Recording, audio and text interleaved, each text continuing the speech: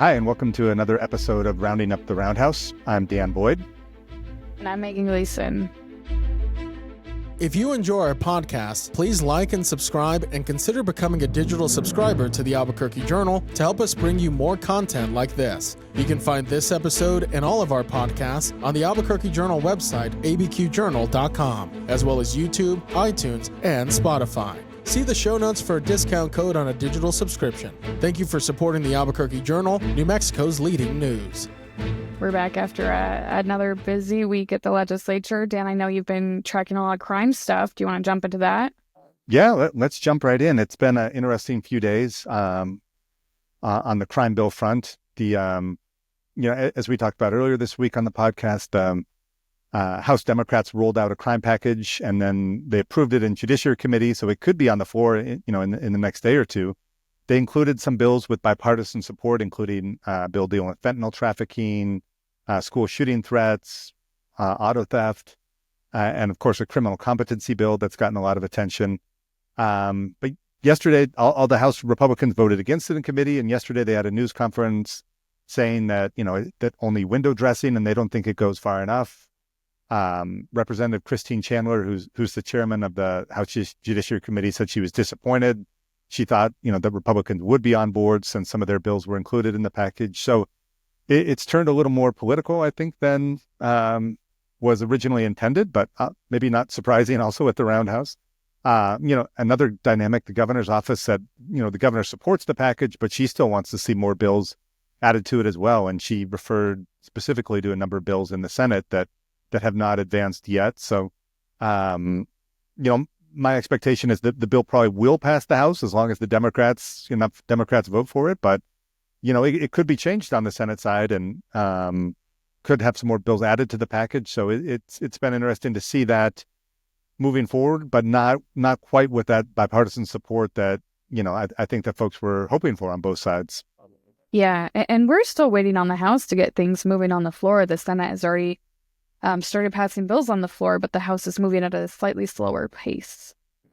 Yeah, and I think maybe there's some reason for that, but I think they had stated the goal leadership of getting this bill and also a big behavioral health bill to the governor by the halfway point in the session, and we're coming up on that next week, so we'll see if they meet that. But I think the idea is, with this crime package, that instead of having the six bills all voted on separately and debated separately, which could take a lot of hours if they all go the maximum 3 hours under House rules, to put them all in one, and then you get kind of an up and down vote on it, and then be able to move that along and kind of be a little more efficient about it. So I think the drawback then is, some people might not like parts of it, and you kind of risk them deciding, like House Republicans have, that, this isn't good enough, even though we support some of the provisions in it and some of the parts, but, we're going to vote against it because we don't think it includes, it goes far enough. And then specifically, they've raised a juvenile offender bill and said that one should have been included. So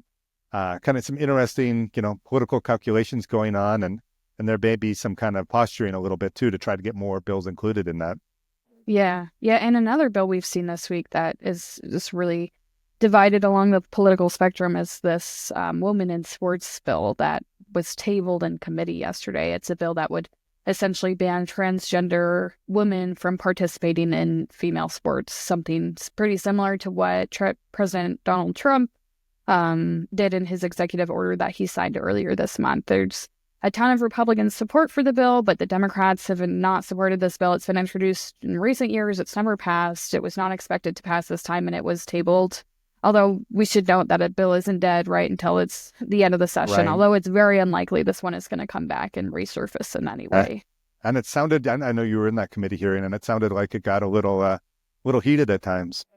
Yeah, it was a pretty cordial environment up until the end. Before the meeting, security asked everyone in the audience to be polite and respectful. It's an issue a lot of people feel really strongly about. The whole room was packed, and a majority of the discussion was taken up by Representatives John Block and Stefani Lord, who asked a lot of questions about the bill, often in support of the bill.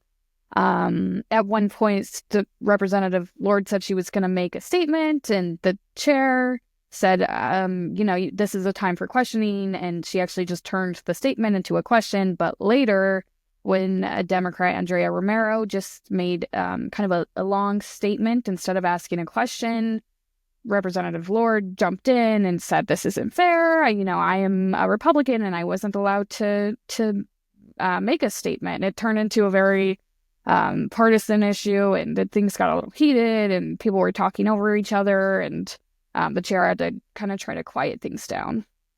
Yeah, and it's been. I was kind of thinking about this the other day. That there's been a lot of talk about having a female majority at the legislature for the first time, and today at the Roundhouse is Wear Pink Day in honor of the female majority. But we saw in committee meeting like that just having a woman as chairwoman of the committee and female members, but it that doesn't necessarily mean that things don't still get a little testy from time to time. Yeah, and Representative Lord at the end there, when she was explaining her vote, said, I am. It was something along the lines of, "I am not a person, I'm a Republican, and I'm a woman, and my voice is being silenced by a female Democratic chair." So, yeah. Yeah, so some of our gender stereotypes might be being put to the test a little bit, but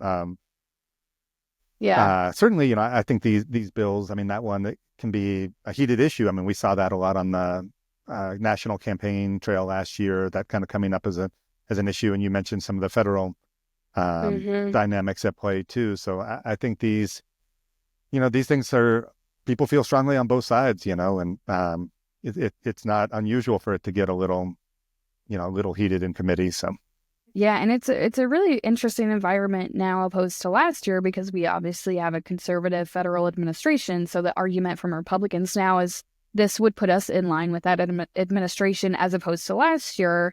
When it was a more blue administration, Democrats were saying this would put us in a line with that administration. It's kind of an interesting shift of arguments across the parties. And what I know you've been covering some environmental and energy bills too, and despite covering the Roundhouse for 15 years, I'm still not an expert on water laws and things like that. But what can you tell folks about kind of what's been going on with some of these, environmental bills and the debates that, connected to them? There's definitely a ton of conversations going around about environment bills, especially oil and gas bills. And this is something that happens every year, where operators are protesting against any new regulations or fees that would be imposed on them, while environmentalists are saying this is how we transition to clean energy and get away from fossil fuels. We've talked a little bit before about the strategic water supply, but yesterday in committee, I was watching a bill that would go against a relatively new state rule. It was passed in 2023 by an Albuquerque board and a state board to require an increasing percentage of clean vehicles like EVs be delivered to auto dealers in the state. Something that the governor is really in support of, but legislation yesterday would completely block that. The argument was this is going to put auto dealers out of business. They're not going to be able to sell EVs. There's just not enough of a market for EVs. We heard something really different from people who opposed the bill, and they said, I have such a hard time buying EVs, and auto dealers are always trying to convince me out of it. And so it was a really, it was another tense one. It was definitely, it was a vote along party lines, I believe. And it ultimately, like the sports bill, got tabled. And I wonder if that's one of those issues that, I mean, obviously there's kind of partisan divisions, but also kind of a rural versus urban type of bill, which we see sometimes those lines forming on bills, not just kind of party differences, but, it seems like it's one thing when you're talking about an electric vehicle in Albuquerque or Santa Fe, but I'm sure for some legislators who live in more rural parts of the state, and whether or not the infrastructure is kind of there for those type of mandates. And it sounds like that came up a little bit in the hearing. It's a really valid concern is, do we have enough charging stations to support an increased push of EVs in the state? I think 73% of charging stations are in metropolitan areas out of 300 and something charging stations that New Mexico has. So most of it is in Albuquerque and Santa Fe. And then you look to rural communities and they just really don't have any charging stations, and they have a lot longer drives to do. I think of note, too, is that there are rarely any charging stations on tribal lands, only 4%, according to a legislative policy announced from December. So it really is a concern. And then the other concern too in rural areas is are EVs advanced enough to haul really heavy agriculture equipment? Can we use those trucks to get the job done that we need to get done? Yeah, no, and I think those are valid concerns, and it does show kind of the different, maybe different worlds is overstating it a little bit, but different realities facing folks in New Mexico depending on where they live in the state. So. Yeah, and I would note too just that an appeal of these rules is still pending before the New Mexico Court of Appeals. So this is like another attempt to block it. This one was tabled. Could resurface, but it seems unlikely. But meanwhile, there are still other attempts to ensure that this doesn't go through, mainly from oil and gas associations and auto dealers. And I did want to kind of shifting the subject. We've heard a lot about environmental bills, crime bills, obviously behavioral health, healthcare. One thing we haven't seen a lot this session so far is election related bills. I did cover one in the Senate committee this week about kind of changing the primary election system and allowing independent voters to vote. Currently, if you're an independent, which almost a quarter of the state's registered voters are independents, you can only vote in a primary if you go and change your party affiliation to Democrat or Republican, and then you can vote and then you can change it back. But not many people have taken advantage of that option. And so this bill would kind of open up primaries to independents. It's been proposed in past years too, and hasn't gotten through the House. It has gotten through the Senate before, so we'll see. It passed with mostly Democratic support out of the first committee. Senator Crystal Brantley did vote with Democrats in favor of it. So kind of an interesting issue. I know some folks have, even Senate Majority Leader Peter Wirth has said, it's time for this, that kind of disenfranchising a large segment of the state population. But I think there are still some pretty serious reservations too. One senator Senator Jim Townsend seemed pretty skeptical that if Democrats are pushing the bill, that they think they'll benefit from it. So we'll kind of see how that plays out, but that could be an interesting one to watch. Yeah, and I'm curious about the public turnout on that bill. Were there a lot of people speaking in support and opposition? Was there not much of a crowd? There was a decent crowd, and I can't remember the exact numbers, but I think most public testimony was in favor of it. Secretary of State Maggie Toulouse-Oliver also spoke in support of the bill. She said research has shown that more open primaries increases participation rates and turnout rates, and hasn't really been shown to benefit one party or another specifically. There were also some, different advocacy groups in support of the bill, just saying that it, would help a lot of younger voters. Younger voters tend to be independent at a higher rate even than older voters. So I think the argument was made that, if we're not allowing these younger voters to vote in a primary, then they may feel a little disillusioned and might not even end up voting in the general election. So we'll see. I mean, this is one that's been around. It's also one that's leadership on both sides have voted against it in the past. I think there is some concern about, the unknown and if this change is made, what that might mean for their parties, and would that make it, even fewer people register as a Democrat or Republican. So I think it's an interesting debate. Full disclosure, I'm a registered independent as well. So, and I think the reality is, in a lot of parts of the state, the elections are decided in the primary election. In Santa Fe, for example, it's mostly all Ds, and a lot of Democrats aren't even opposed in the general election. And then I think vice versa when you go to more conservative parts of the state. So that's one we'll be keeping an eye on going forward and see if it can kind of get across the finish line this year. Yeah, and we've got Saturday committees already coming up this weekend.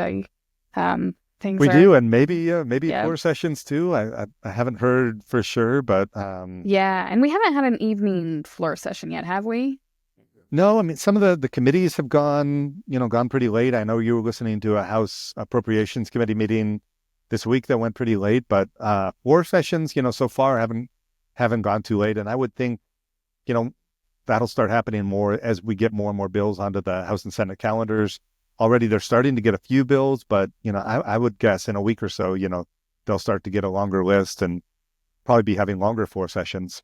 Yeah, the backlogs, especially in committee, it feels like the list of bills is just so long. And we are hearing a lot of repeat bills. I mean, a lot of these bills we talked about today are bills we've seen before that haven't passed. And I know we've said it before, but it's Governor Michelle Lujan Grisham's last 60 days, so everybody's trying to get him through. Yeah.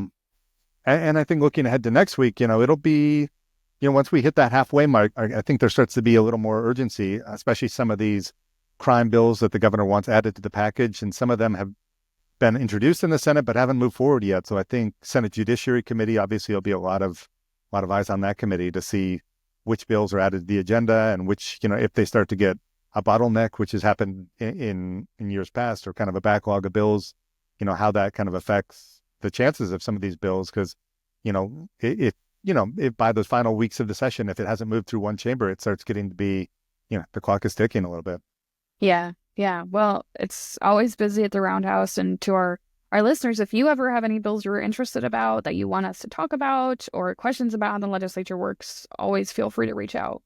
Yeah. And we're trying to keep up with all the moving parts. I mean, even with the two of us at the Roundhouse, it's still hard to track all the different committees and all the action. But wanted to mention on Monday, U.S. Senator Martin Heinrich will be speaking to the legislature.